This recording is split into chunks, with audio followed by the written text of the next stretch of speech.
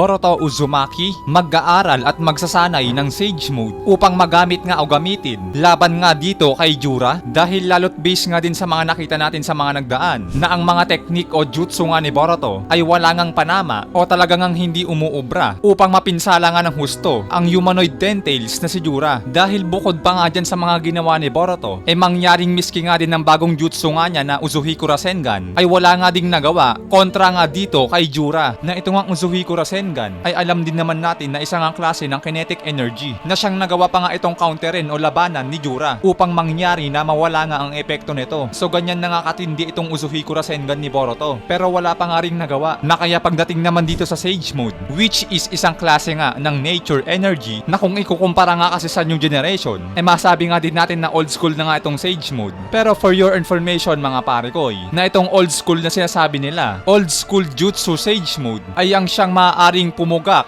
at mangwasak kay Jura? Yes mga sir, tama ang narinig nyo na bagamat luma na nga ito kumpara sa bagong generation kahit gayon pa man masasabi pa din naman natin na yung lumang paraan na to na pagpapalakas till now bibihira pa nga lang din o pili nga lang din ng mga ninja ang may kakayanan o kapasidad na ito nga ay gawin na kaya nga dahil din dyan guys, kung hindi nga gumana ang Uzuhiku Rasengan ni Boruto para sa akin sa tingin ko itong Senin Mode naman ang gagana laban nga dito kay Jura. So paano ba yon? Paano nga ba o gaano nga ba kaposible ang bagay na to? Pero bago nga yan, una nga muna nating alamin paano nga matututunan at bakit kailangang matutunan ni Boruto ang Sage Mode. So heto nga mga pare ko bukod nga sa sinabi natin kanina na ang Senin Mode nga din ang maaaring makapugak o makapinsala kay Jura bukod nga doon mga pare ko ang mas malalim pa nga na dahilan dito is yung bagay nga kasi na dahil na isa na nga ding Otsutsuki si Boruto. Lods, teka muna, paano yun? Ano namang kinalaman nun?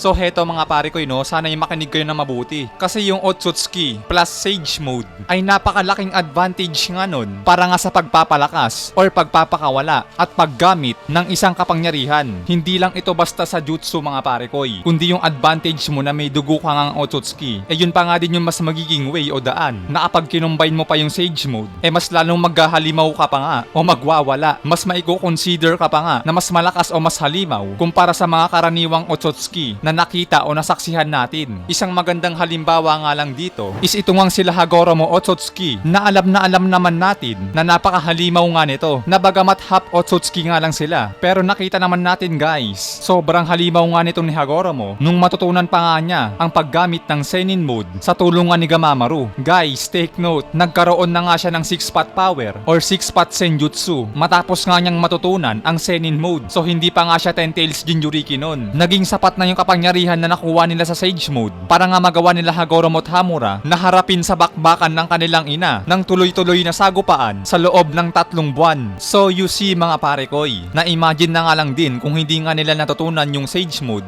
malamang nawala nga din silang way na para nga magawa nilang makatagal sa laban kontra nga sa kanilang ina na kaya tamang-tama nga lang din yung sinabi sa kanila ni Gamamaru na bilang may dugo nga daw na Otsutsuki kapag mangyaring matutunan nga daw ni Hagoromo na gamitin ng Senin Mode mas magiging mas malakas na nga daw siya sa kanyang ina na si Kaguya. So you see mga pare koy kung ano nga ba yung kayang gawin ng Senin Mode sa isang may dugong Otsutsuki. Kalahati o half Otsutsuki lang yan si Hagoromo pero sa pamamagitan na nga ng Senin Mode nagawa na nga nilang makipagsabayan ng bakbakan sa kanilang ina na full-blooded Otsutsuki. So kung yung half Otsutsuki grabing iba yung kapangyarihan na nga ang naidulot nito nang matutunan nga nitong gumamit ng Senin Mode, then what if pa kaya mga pare koy na kapag ang full-blooded Otsutsuki na nga na si Boruto ang matutunang gumamit ng Senin Mode. So mas masasabi nga din natin guys na mas lalong maghahalimaw nga si Boruto kapag mangyaring siya naman ang gagamit ng abilidad na to. Guys, take note, isang bagay pa dito na advantage ni Boruto na siyang katulad nga lang din ni Hagoromo is yung pagiging Otsutsuki nga ni Boruto ang siyang magiging way nga din para nga mas mabilis nga din niya matutunan ang Senin Mode. Dahil guys, take note na base nga din sa naging case nila Hagoromo dahil nga may dugo silang Otsutsuki mabilis nga lang din nilang nagagawa na maramdaman o ma-access yung nature chakra nang walang kahirap-hirap o struggles. So isa pa yun sa mga advantage ng pagiging Otsutsuki mga pare koy. Madali ka ngang makakagather ng nature chakra na kaya pagdating nga sa case ni Boruto basically mga pare koy masabi nga din natin na madali nga lang din niya matutunan ang paggamit ng Senin Mode. Ngayon guys, sa case naman na magtuturo kay Boruto simpleng-simple na nga lang din ito. Ang pinakamalapit na karakter na pwede nga rin magturo sa kanya nito ay wala ngang iba kundi itong kasama niya lagi na si Kashin Koji. At sa dahil naman na kung bakit nga kaya kinakailangan nga magamit o matutunan ito ni Boruto? Guys, katulad nga lang din ang sinabi natin kanina, napakahirap nga kasi ng mga kalaban ngayon. Na miski yung bagong jutsu ni Boruto na Uzuhiku Rasengan, na consider nga na napakalakas at napakadaya, wala pa nga ding ginawa dito nga sa kanilang kalaban na humanoid Ten-Tails na si Jura. Ngayon kung hindi nga gumana yan, malamang ang pinaka-effective na nga lang dito is itong Senin mode na nga lang din.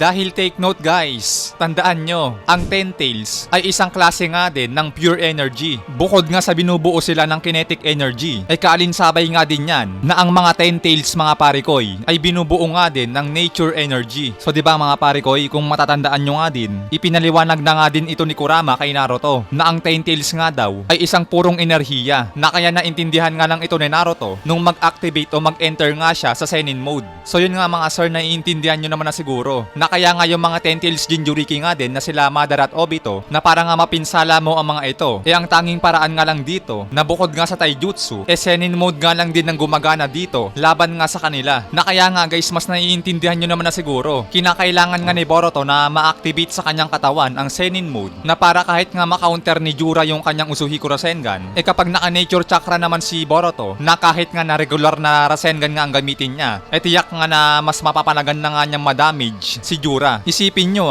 kung sila Naruto pa nga lang gumamit ng Sage mode, muntik-muntikan na nga sila Madara at Obito na naka Ten-Tails mode. Then what if pa kaya itong si Boruto na isang full-blooded Otsutsuki at nag-Senin mode? Mga sir, nakikita nyo naman na siguro, hindi na kailangang letrahan pa lahat. Na kaya itong ideya guys, itong ideya natin na paggamit nga ni Boruto ng Sage mode, parang pattern nga uli ito ng may akda na kung papaano nga nangyaring yung mga Sage mode users ang kumakana o pumipigil nga din sa mga nakakalaban nilang Otsutsuki. So guys, pansinin nyo, mula umpisa pa lang sa Naruto era, sa unang pangyayari sa case nila Hagoromo, ay may kinalaman nga ang Senin mode sa pagtapat at pagpigil nga sa isang Otsutsuki, which is si Kaguya. At nang isinilang naman si Naruto, nangyaring may kinalaman na naman ang Sage mode sa pagharap at pagpigil sa isang Otsutsuki dahil nga binigay nga din ni Hagoromo ang kanyang 6-path Senjutsu kay Naruto, which is ito nga lang din kasi ang pinaka-effective na gagana para nga kay Naruto upang maharap nga nila si Kaguya. Katunayan nga sa Otsutsuki level pa lang nila Madara Sage mode na agad yung ginagamit nila. So may kinalaman na naman yung Senin mode mga sir.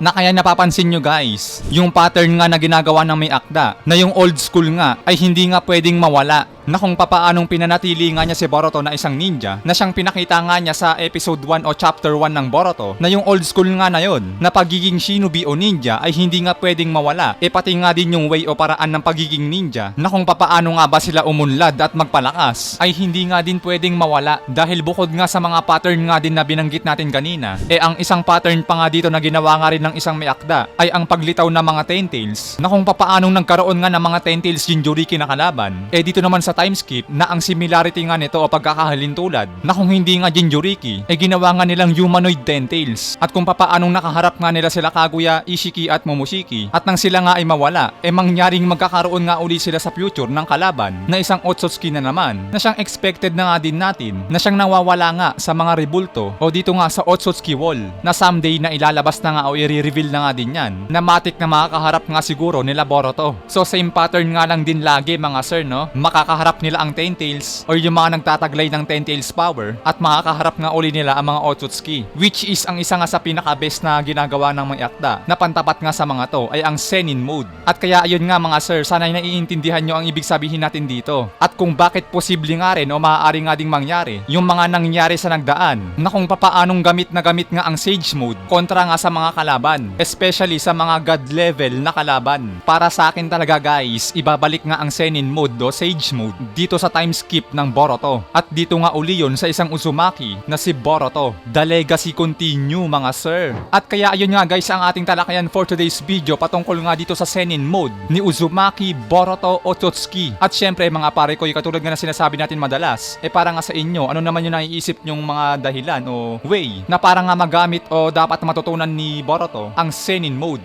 Comment nyo nga lang dyan sa ating comment section below para malaman nga din natin yung mga sarili nyong opinion patungkol nga din sa bagay na to. Hanggang dito mga sir, maraming salamat sa inyong panonood. Keep safe palagi. Anime Tagalog Talakayan nagpapaalam.